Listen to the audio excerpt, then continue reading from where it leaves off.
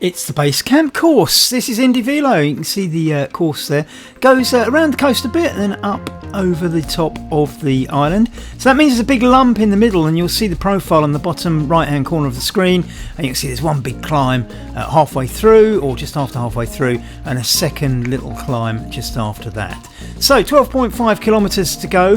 Here we are on the coastline. Now, obviously, as you can see from that profile in the bottom right hand corner, the coastline element is flat. However, do be aware that there's a wind factor on Indy Velo, and you can see which direction and how strong the wind is by going up to the box in the top right hand corner, and you'll see there's a little arrow pointing diagonally northeasterly, I suppose, from where we're sitting. It's not necessarily northeasterly, it's now turning as we're turning, as you can see, and it says 8 kph next to that.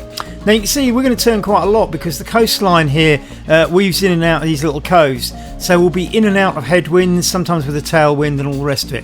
And you can see, looking at that now, the wind is going across, so it's a very slight headwind. 7 kph is quite a lot.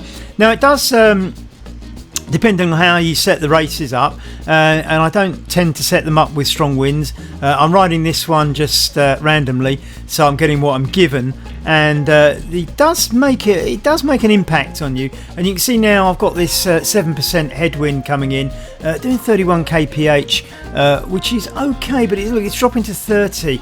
And you can see now I'm about to go around this cove. Watch what happens when we go round the bend. You can see the arrow up in the top right hand corner swiveling round, and as we come out of the cove, we've now got it behind us, and that 30 kph is now 33 kph. So already 34 kph as the wind really settles in behind me, 35.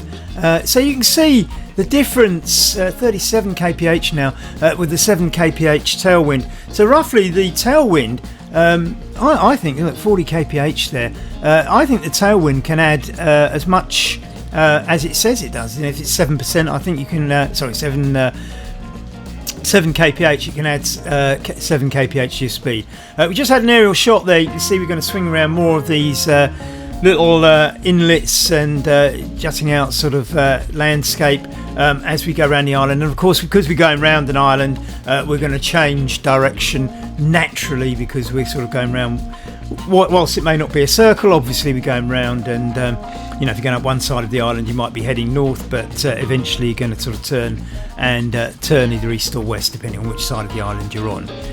But anyway, I mean, it really is in this race going to be about that hill in the middle. So as nice as this is, and we've got these lovely uninhabited beaches.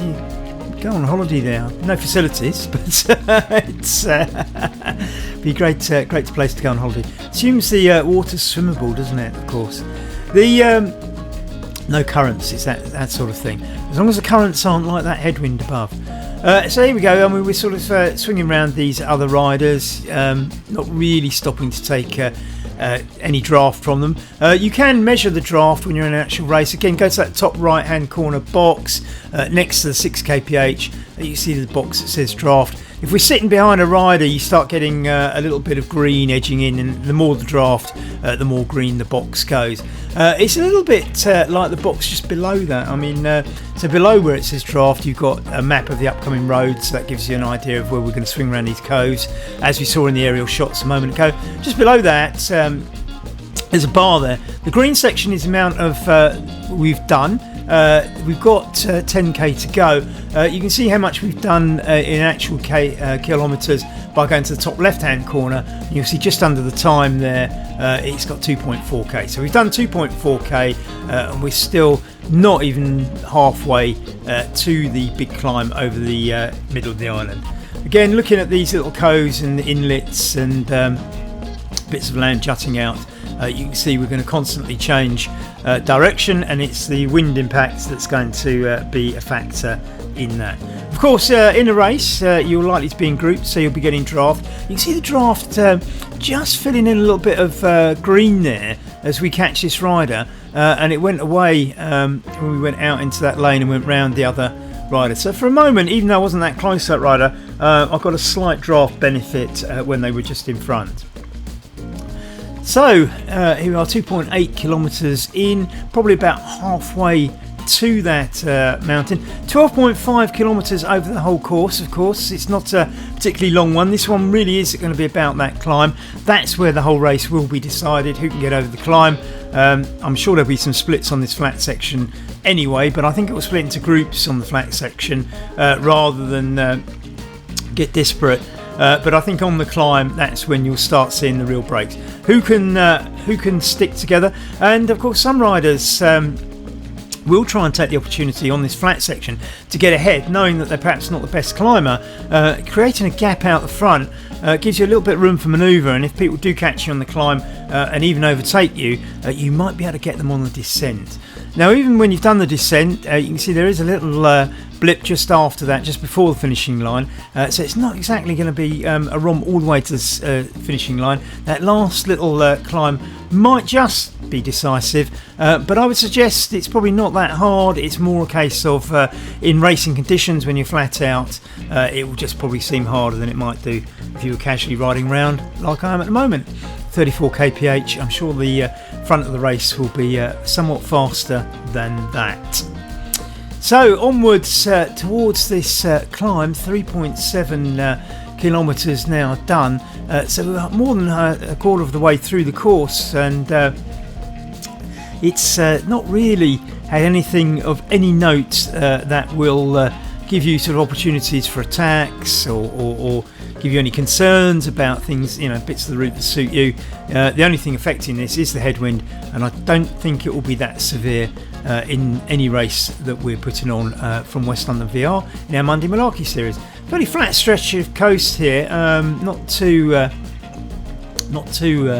sort of waving. I mean, you can see if you look in the map. If you look in that top right hand corner, the white line there with the arrow, that's telling us where we're going to go. So we are going to go into one of these inlets right now, so that will change the wind impact and change the camera view a little bit. You see the little wisps in the air. Remember that those are indicators of the wind direction. So if you see one of these little wispy white lines going across the road, it's just giving you an indication of the wind direction so that you can gauge it. You can see at the bottom we've got a choice where we can go left or right. It gives me that choice because I'm in it freely. You can see turning inland. The moment you turn inland into the island, you will go uphill. You can see the gradient automatically 2%. We're not quite on the mountain yet, but there is a little bit of a kind of raise up to the first lake, and that's really what we're on now. Nothing too steep, but of course it does make a difference. That's not the main lake. There are a couple on the way to the main lake, but we're going up to the first lake, and this is I suppose this is gonna, I mean, it might have some effect. 4%, I mean, you do begin to feel it. I think in the Velo is quite realistic, and just taking the view from the side there gives you a feel for what the gradient would look like. I mean, it's 5% now, so that does start to bite, and especially under racing conditions. 6% now, and we're not even really on that big lump in the middle of the island. So dropping down to 5%, and you can see the first of the lakes in the background there, and we're sort of over that first little lip, just taking us up to the lake area, and it settles down. Slight drop here, minus 3% as we get over that, but brace yourself, you've still got that big climb to come. Now you can see on the big climb there is the first little section. We're going to turn right here. Again, I mean, I have the option come up on my screen. You won't see that in any races we put on because it will be a preset course. I am running a preset course, but because I'm riding solo and just riding and not in an organised event, it still gives me the options to change routes. And you can see we take the right hand turn there, and again you can see there's more than one lake in the vicinity as we hit that lake area. Great graphics as ever. At the time of putting this together, it's the early beta testing days of Indy Velo, so in years to come, if you're watching this, they might have enhanced some of the features, and this might be a little bit sort of kind of dated, but right now this is kind of where it's at, and it's cutting edge, and the basics on Indy Velo are phenomenally robust. and accurate. So what they've done is really built this up from the bottom as a robust and functional platform. And as I say, I suspect we'll be watching this in years to come and looking at the graphics and things like that and seeing how enhanced it's become. But right now it's more about functionality, and they have absolutely nailed it. 5.6k in, still at 0%, as we head up to the first little ramp that takes us up towards the centre of the island. And watch the gradient, already up to 2% now as we hit that first little ramp. There is a little plateau at the top, as you can see from the profile there. 3% now, slowing me down a little bit. I'm not ever going to win one of these races up a climb, I can tell you, but I can I can cope with the climb. I'm probably just not going to win. We can see the bots ahead, so it's interesting to see. You saw one of those little wisps, little line go across the road with the wind direction there. Now then, going past some of the bots suggests that I'm not an awful climber, but I'm sure somebody will overtake me on the way up still. Not the best, 7%. Really does hit quite hard. I mean, it's you know, on Indy Velo, it's realistic. It does bite when you start getting onto these climbs. 6% here.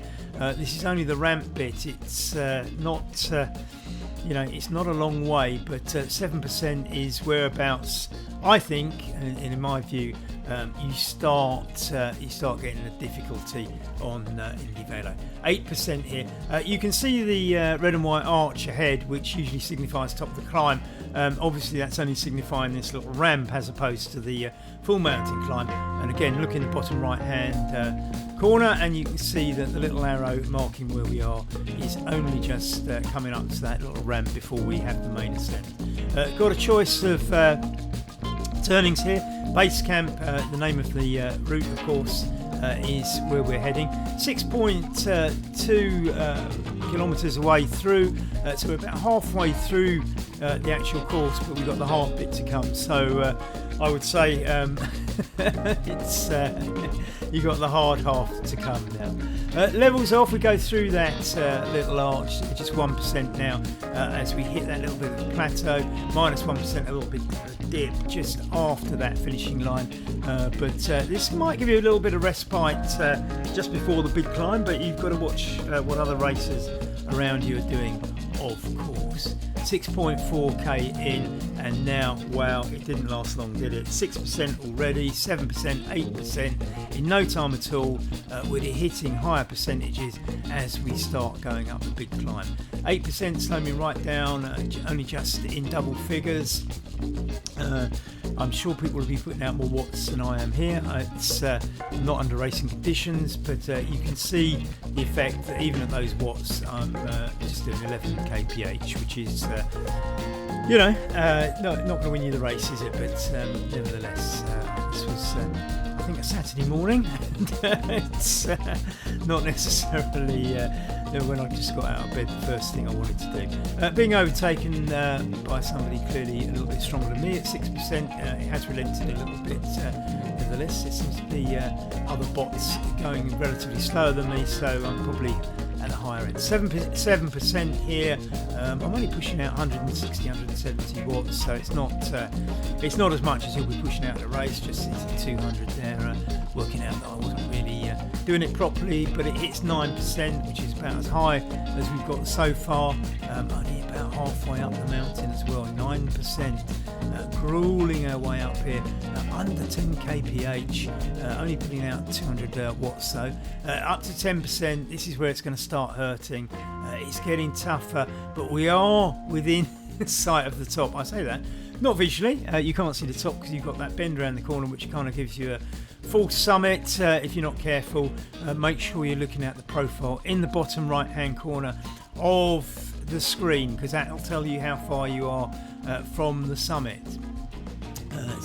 10% here, double digit climbing. It's not easy, but it's within sight of the top, so just grit your teeth, grin and bear it as we go past another bot rather slowly, right down to 8 kph now.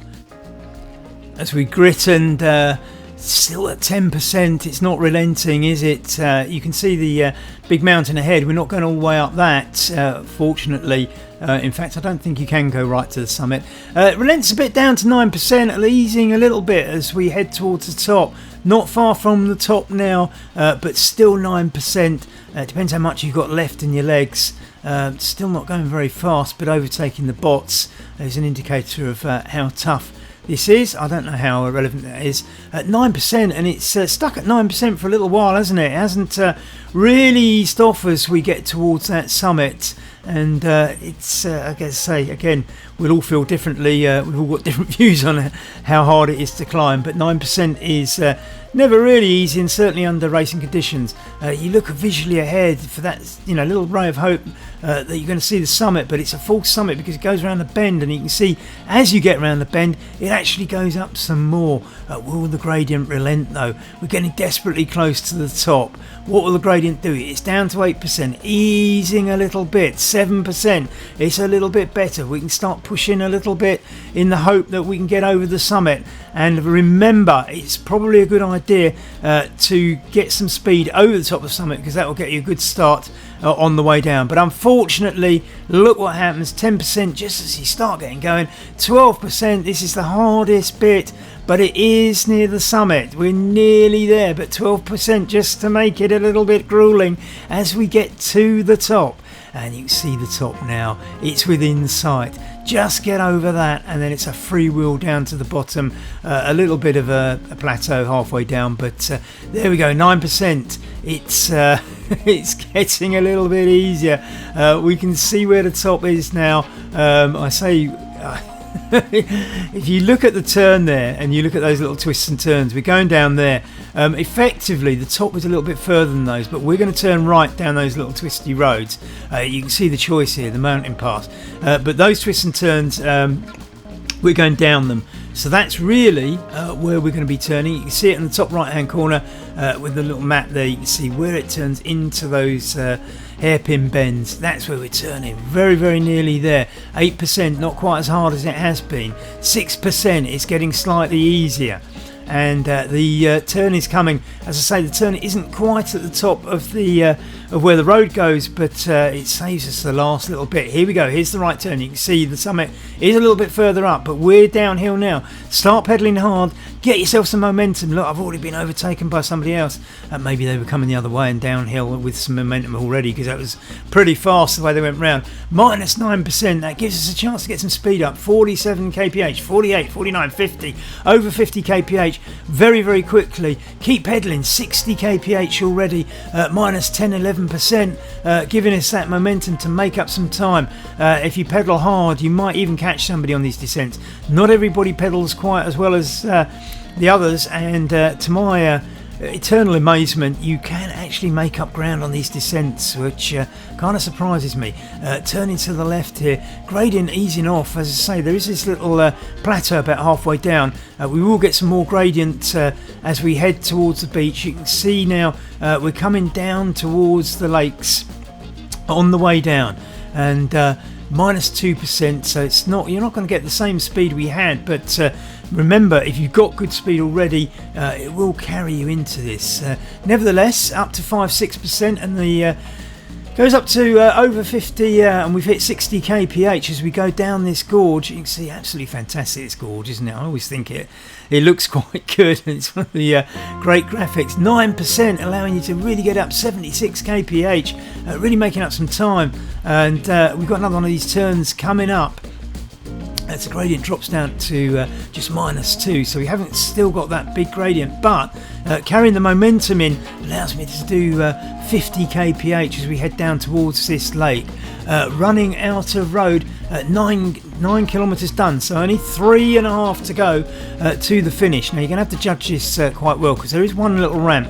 It always strikes me that the lakes on the island, you can see there, we get this aerial view, they of course are in little basins, so when you come out of the lake area, you've always got to go over a little lip, and there's a little bit of a climb just to get out of the basin that forms the lake. And we're about to do that. 1% already, although we're still lakeside, and I'm managing 36 kph on 100 and or just under 200 watts output. As I say, you'll be putting out more output than this during an actual race. 2% gradient, it's not a lot, but it's beginning to take us out of that little lip, and you can see we're just beginning to climb that last little ramp before the finish as we hit 9.6 kilometers done. When we hit 10, you're really going to have to get your finishing strategy in place, and you're going to have to look around at the other riders and see how you think they're feeling. It's not quite the same with avatars because you can't get real life facial expressions, of course, but here we go. East Coast, so we're heading towards the coast now. Once we get on that coastal finish, it will be flat to the finish. You can see from the profile at the bottom, nearly at the top of the climb. It's only 1%. It's not steep, but this will be racing conditions, and you're running out of road to race, so people will be looking to create gaps here, whether or not they want to sprint all the way to the finish solo or not, or whether it's just an attempt to drop people off little bunches. We'll have to see on the day of the race. Decisions to be made. 6% just as we go over the top of the basin though, the lip of the basin, and 5% here, so there is a little bit of a slowing effect just over the top of that second bump, but it's not very long. 4% now as it crowns out, 3% as we can see the end in sight, not literally of course, but 2%, 1%, and we will be going to the left around this bend and starting to descend. Still 1% just here as we can see where it levels off. A bit of 2% just before you get there, 3%. Not very long, and you'll have momentum to get through that quite easily. But here we are. This is where it changes. 0% already, -1. This is where you need to start pedaling. Make sure you don't get caught out.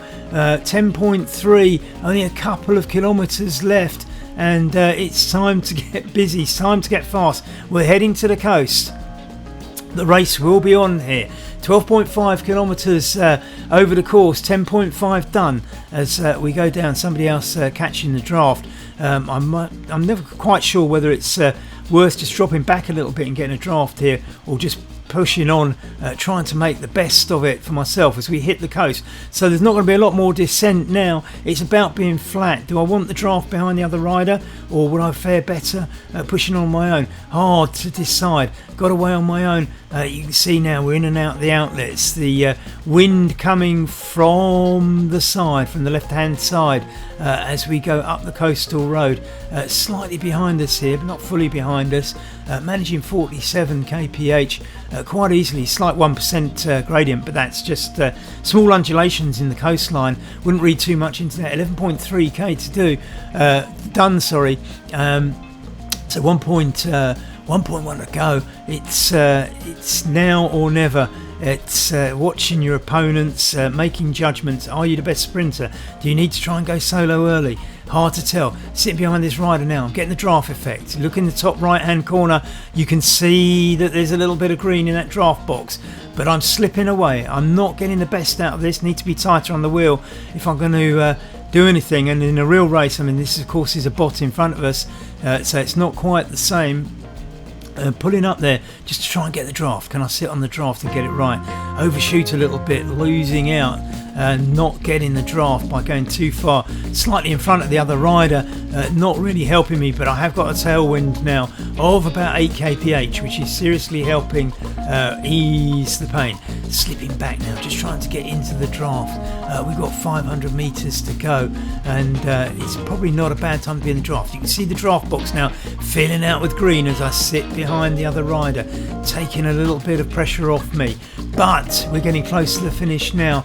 What do? I'm actually going to go for it. I've decided to go for a long sprint here against the bot. I know it's only a bot, but let's see how much I can pull out. And I'm not really pulling out a lot, but I am clear of that rider as we get ever closer to the finishing line. Here's the finishing line, and I've probably done enough to get us there. So that is it. Base camp, what a terrific course. Have fun when you ride it in a race.